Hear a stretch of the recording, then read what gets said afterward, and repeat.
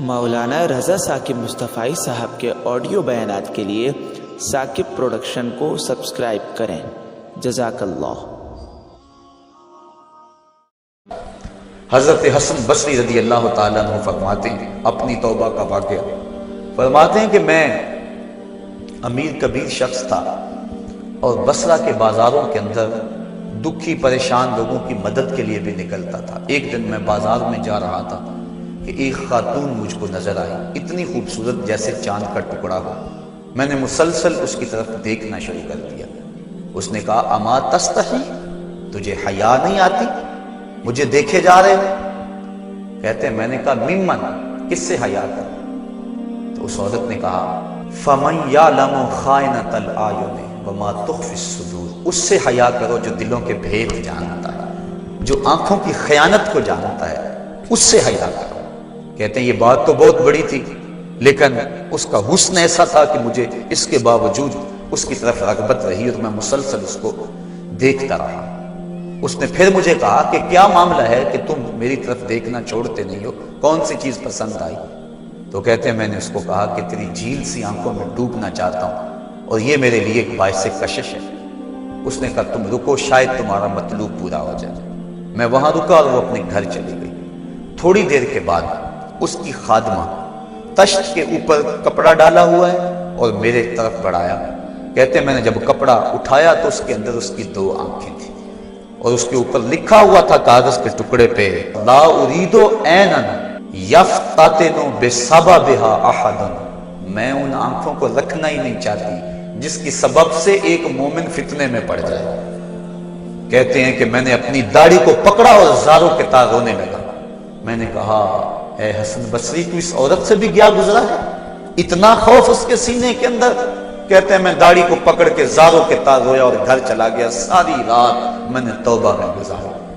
جب صبح کا سفیدہ طلوع ہوا میرے دل میں خیال آیا جس نے اپنی آنکھیں مار دی اس سے بھی تو معذرت کر رہا ہوں، اللہ سے تو معافی مانگی۔ کہتے ہیں کہ میں صبح اٹھا اور جب اس عورت کے گھر کے دروازے کے قریب پہنچا تو اس کا جنازہ نکل رہا تھا۔ میں پھر بڑا پریشان ہوا، واپس آیا، سارا دن مشکل میں گزارا۔ رات جب میں سویا تو وہ عورت مجھے خواب میں ملی۔ میں نے کہا کہ مجھے کوئی وصیت کرو، تو اس نے کہا اذا خلوتا فاذکر اللہ، میں تجھے وصیت یہ کرتی ہوں جب تم تنہائی میں ہوا کرو تو اللہ کو یاد کیا کرو۔ وَإِذَا أَصْبَحْتَ وَأَمْسَيْتَ فَاسْتَغْفِرِ اللَّهَ وَتُبْ إِلَيْهِ، اور جب تم صبح کرو یا شام کرو تم استغفار پڑھا کرو اور اللہ سے توبہ کیا کرو۔ حضرت حسن بصری فرماتے ہیں کہ اس عورت کا یہ عمل مجھے توبہ کے راستے پہ ڈال لیا، پھر وہ حسن بصری زمانے کے امام اور مقتدا بنے۔ تو انسان جب عبرت حاصل کرنے پہ آتا ہے تو ایسے اسباب اس کے لیے مہیا ہو جاتے ہیں۔ توبہ کرنے میں دیر نہیں کرنی چاہیے۔ بعض بات بندہ سوچتا ہے کہ ابھی میرے بڑے کام پڑے ہوئے ہیں، جب میں بوڑھا ہوں گا میں ریٹائرمنٹ لے لوں، میں بچوں کی شادیاں کر لوں، بس پھر فراغت ہو جائے گی، بچے کاروبار سنبھال لیں گے، پھر میں ہوں گا، مسجد ہوگی۔ یہ ایسا بندہ کہہ رہا ہے جس کی ملک ایک سانس بھی نہیں ہے، جو ایک سانس کا بھی مختار نہیں ہے، اور ایسے بات کر رہا ہے جس طرح سب کچھ اس کے قبضے میں ہو۔ تو توبہ کے اندر تاخیر نہیں کرنی چاہیے۔ بنی اسرائیل کے اس شخص کا واقعہ آپ کو پہلے بھی شاید میں نے کسی مجلس کے اندر عرض کیا تھا کہ جس کو طول عمل نے برباد کر دیا، اس کی نیکیوں کی وجہ سے اس کو خبر پہنچی کہ اس کی عمر 1000 سال ہے، تو اس نے کہا جب میری عمر اتنی لمبی ہے تو پھر میں عبادت کی بھٹی کے اندر کیوں جلتا رہوں؟ میں 900 سال گناہ کر لیتا ہوں اور 100 سال قبل توبہ کر لوں گا اور گناہوں کی معافی چاہ لوں گا۔ 900 سال گناہ کرتا رہا، 100 سال جب باقی رہا خیال آیا، پھر سوچا ابھی بڑا وقت پڑا ہوا ہے، میں 90 سال مزید گناہ کر لیتا ہوں، 10 سال قبل میں جو ہے وہ توبہ کر لوں گا۔ 10 سال رہ گئے، پھر خیال آیا 9 سال گناہ کر لیتا ہوں، 1 سال قبل توبہ کر لوں گا۔ جب 1 سال رہ گیا پھر توبہ کی سوچ آئی تو کہنے لگا 12 ماہ ہوتے ہیں سال کے، میں 11 ماہ تک گناہ کر لیتا ہوں، 1 ماہ قبل میں توبہ کر لوں گا۔ پھر 1 ماہ بھی گزرا، ہفتے تک بات پہنچی، حتیٰ کہ 1 دن رہ گیا، اور پھر وہ کہتا تھا بھی فلاں فلاں گناہ میرا رہتا ہے وہ میں کر لوں۔ ایسی لت پڑ گئی تھی گناہ کہ بنی اسرائیل کا وہ شخص کہ جو اس انتظار میں تھا کہ بس یہ گناہ کر لوں اور یہ گناہ کر لوں پھر توبہ کر لوں گا، اچانک موت آئی اور موت نے اس کو دبوچ لیا اور وہ توبہ کے بغیر مر گیا۔ تو طول عمل، لمبی امید کہ ابھی وقت میرا بڑا پڑا ہوا ہے، پہلے تو پتہ ہی نہیں ہے کہ وقت موجود بھی ہے یا کہ نہیں، اگلی سانس آئے گی یا کہ نہیں، دوسری بات جو کیفیت اب ہے پتہ نہیں آگے ہو یا نہ ہو۔ شیطان کو جتنی مہلت دو گے، جتنی بیماری گھر کر جائے گی، اس قدر ہی اس کا ختم ہونا مشکل ہے۔ اس لیے جب گناہ کرے تو فوراً توبہ کر لے، گناہ مٹ جاتا ہے۔ اور اگر انسان کہتا ہے کہ نہیں یہ کر لوں پھر توبہ کروں گا، تو توبہ کو مؤخر کرنا انسان کو گناہ پر دلیر بنا دیتا ہے۔ اور ایک حدیث میں آتا ہے جب انسان گناہ کرتا ہے تو اس کے دل پر ایک سیاہ نقطہ پڑتا ہے، اگر وہ توبہ کر لے تو وہ مٹ جاتا ہے، دل شفاف ہو جاتا ہے۔ لیکن اگر وہ توبہ نہ کرے پھر دوبارہ گناہ کرے تو دل پر ایک اور سیاہ نقطہ پڑ جاتا ہے، پھر وہ گناہ کرتا رہتا ہے اور دل کے اوپر سیاہی پھیلتی رہتی ہے، حتیٰ کہ ایک دن آتا ہے کہ پورا دل اس سیاہی کی لپیٹ میں آ جاتا ہے، اور جب پورا دل سیاہ ہو جائے پھر گناہ کر کے بھی اس کو ندامت اور شرمندگی نہیں ہوتی۔ مومن تو جب گناہ کر بیٹھتا ہے تو محسوس کرتا ہے جس طرح پہاڑ کے نیچے آ گیا، ابھی گر جائے گا اور مجھے کچل دے گا۔ اور منافق یہ سمجھتا ہے گناہ کرنے کے بعد کہ بدن پہ مکھی بیٹھی تھی، ہلکے سے اشارے سے میں نے اس کو اڑا دیا، وہ مکھی کے بیٹھنے جیسی کیفیت کا احساس کرتا ہے منافق۔ تو جب دل سیاہ ہو جائے تو بندہ گناہ پہ گناہ کرتا ہے، زندگی گناہوں سے لتڑی ہوئی گزرتی ہے لیکن توفیق توبہ نہیں ملتی۔ صاحبو، زندگی بیت رہی ہے، ایک ایک لمحہ کٹ رہا ہے، ہم لمحہ لمحہ موت کے قریب ہو رہے ہیں، ہم سمجھتے ہیں ہم بڑے ہو رہے ہیں لیکن نہیں، ہم چھوٹے ہو رہے ہیں۔ جب گنتی الٹی شروع ہو جائے کام جلدی زیرو تک پہنچ جاتا ہے، سانسوں کی الٹی گنتی شروع ہے اور ہم لمحہ لمحہ قریب ہو رہے ہیں۔ رمضان کا موسم ہے، جمعۃ المبارک کا یوم سعید ہے، سہانی گھڑیاں ہیں، امٹتی ہوئی رحمتوں کی برسات ہے۔ فرمایا حدیث میں کہ ایک ساتھ جمعۃ المبارک میں ایسی ہوتی ہے جس میں جو دعا مانگو اللہ اسے قبول فرما لیتا ہے۔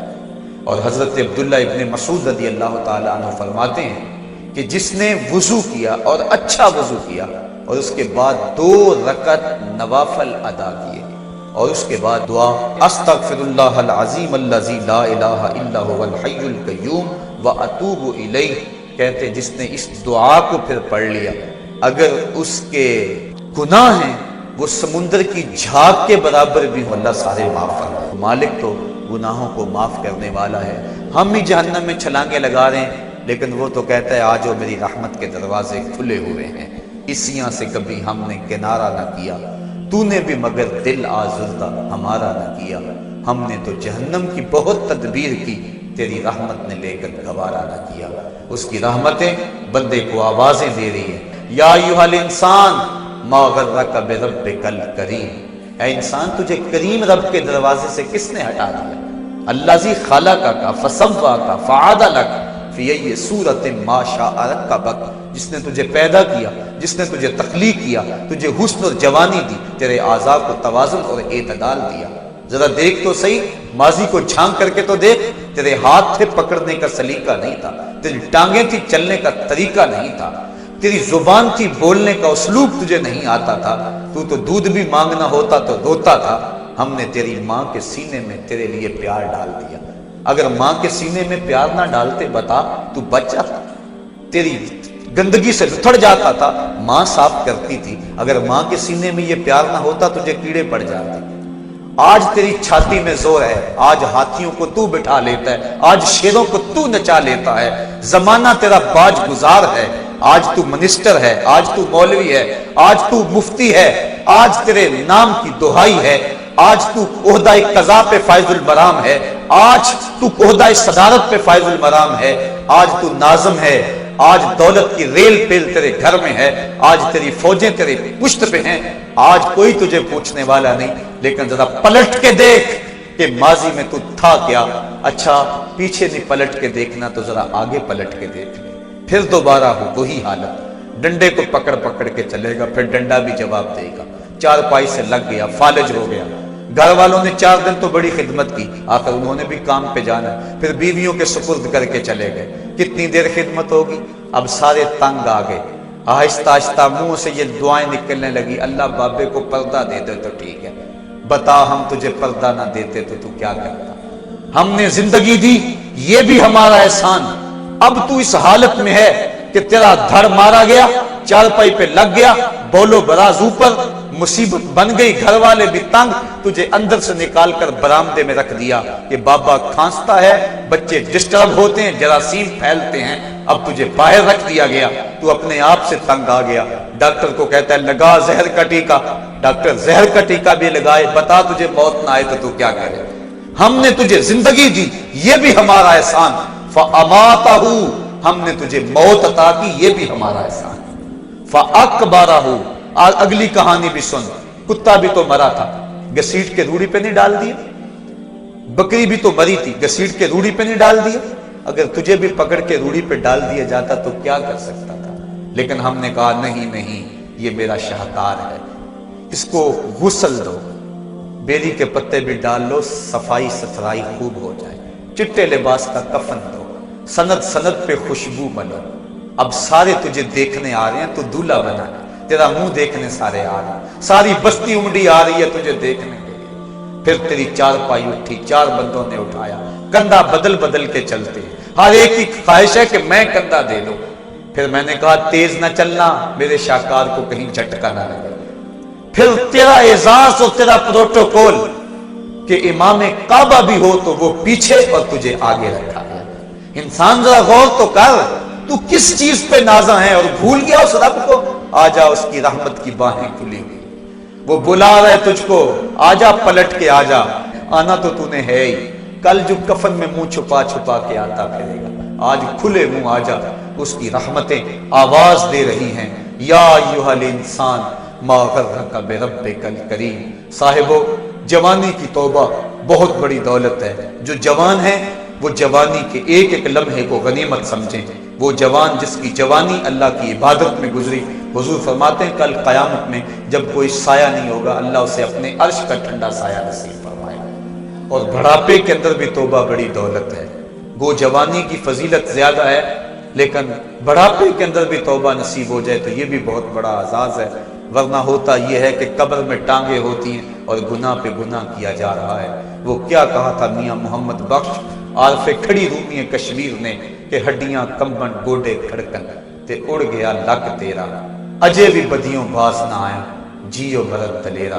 ہے انسان کدھر بھٹک رہا ہے، مالک تجھے آوازیں دے رہا ہے، کبھی بھاگے ہوئے کو بھی یوں آوازیں دی جاتی، کبھی در چھوڑ کے بھاگنے والوں کو بھی یوں بلایا جاتا ہے، لیکن کہتا ہے توبوا الی اللہ، آ جاؤ، میری رحمت کے دروازے کھلے ہوئے ہیں، ابھی مغرب سے سورج طلوع نہیں ہوا، میرے بندے جب تو توبہ کا ہاتھ پھیلائے گا میں تیرے گناہ جو ہیں وہ فرشتوں کے خیالوں سے بھی مٹا دوں گا، نامہ اعمال سے بھی مٹا دوں گا، جو زمین گواہ بنی ہے وہ بھی گواہی دینا بھول جائے گی، تیرے اعضاء بھی بھول جائیں گے، گناہ تجھے بھی یاد نہیں رہیں گے، اور ان 4 گواہوں کو یاد نہیں رہیں گے۔ کل قیامت کے دن جب رب کے حضور ملے گا تو کوئی گواہ تیرے گناہوں کا موجود نہیں ہوگا۔ آ تو صحیح، جھولی پھیلا تو صحیح، ہم تو مائل بکرم ہیں کوئی سائل ہی نہیں، ہم تو مائل بکرم ہیں کوئی سائل ہی نہیں، راہ دکھلائیں کسے کوئی رہ روے منزل ہی نہیں۔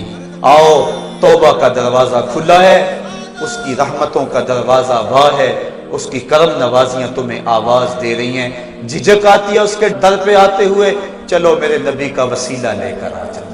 وَلَوْ أَنَّهُمْ إِذْ ظَلَمُوا أَنفُسَهُمْ جَاءُوكَ، اگر تم گناہ کر بیٹھے ہو، اپنی جانوں پہ ظلم کر بیٹھے ہو، آؤ تمہیں توبہ کا ایک اور راستہ دکھاؤں، آسان راستہ، کہ تم میرے نبی کی چوکھٹ پہ آؤ اور یہاں آ کے معافی مانگو، پھر میرا نبی تمہارے لیے ہاتھ اٹھا دے۔ تم تو معافی مانگنے آئے تھے، لَوَجَدُ اللَّهَ تَوَّابًا رَحِيمًا، توبہ تو ملنی ہی ملنی ہے، نبی کو ساتھ لے آئے ہو، میں رحمت بھی فرما دوں گا، اضافی رحمت اپنی جانب سے فرماؤں گا، آؤ تو صحیح میری چوکھٹ پہ۔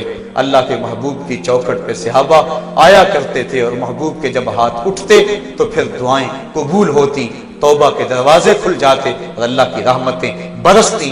ابو لبابہ کی توبہ کا واقعہ کتب حدیث کے اندر موجود ہے، اور دیگر صحابہ کی توبہ کے واقعات موجود ہیں۔ حضور کے انتقال کے بعد حضور کی قبر پہ چلے جاؤ، امام عطابی کہتے ہیں کہ میں حضور کے روضے پہ بیٹھا تھا، ایک دیہاتی آیا اور حضور کے روضے پہ کھڑا ہو کے کہنے لگا، حضور میں گناہوں کی بخشش کے لیے آیا ہوں اور بغیر مغفرت کے تو نہیں جاؤں گا۔ کہتے ہیں وہ اس قدر فریاد کرتا رہا، روتا رہا کہ مجھے اس کی حالت پہ ترس آ رہا تھا۔ جب وہ چلا گیا میری آنکھ لگ گئی، آنکھ لگی تو خواب میں حضور کی زیارت نصیب ہوئی، اور آقا کریم نے فرمایا قم یا عتبی، عتبی اٹھو اور اس عرابی کو تلاش کرو، اور جب مل جائے تو میری طرف سے جنت کی بشارت ہے۔ اور صاحب مدارک نے ایک روایت لکھی ہے کہ ایک شخص حضور کے روضے پہ آیا اور حضور کے مبارک روضہ کی مٹی کو، تربت نور کو اپنے سر میں ڈال رہا ہے اور کہتا ہے میں تو گناہوں کی بخشش کے لیے آیا ہوں۔ یہ حضور کے انتقال سے 3 دن کے بعد کا واقعہ ہے۔ وہ کہتا ہے میں تو مغفرت کے بغیر جانا ہی نہیں ہے۔ وہ تو چلا گیا لیکن یہ جم کے بیٹھ گیا، غنی کے در پہ ڈیرے جما دیے، کہا میں تو نہیں جاؤں گا جب تک میری مغفرت نہ ہو۔ فنودی من القبر انہ قد غفر لک، صاحب مدارک لکھتے ہیں گنبد خضرا سے آواز آئی جا تیرے گناہوں کو معاف کر دیا گیا۔ مجرم ہو تو منہ اشکوں سے دھوتے چلے آؤ، آؤ در تواب پہ روتے چلے آؤ۔ قرآن میں مذکور ہے بخشش کا طریقہ، سرکار کی دہلیز سے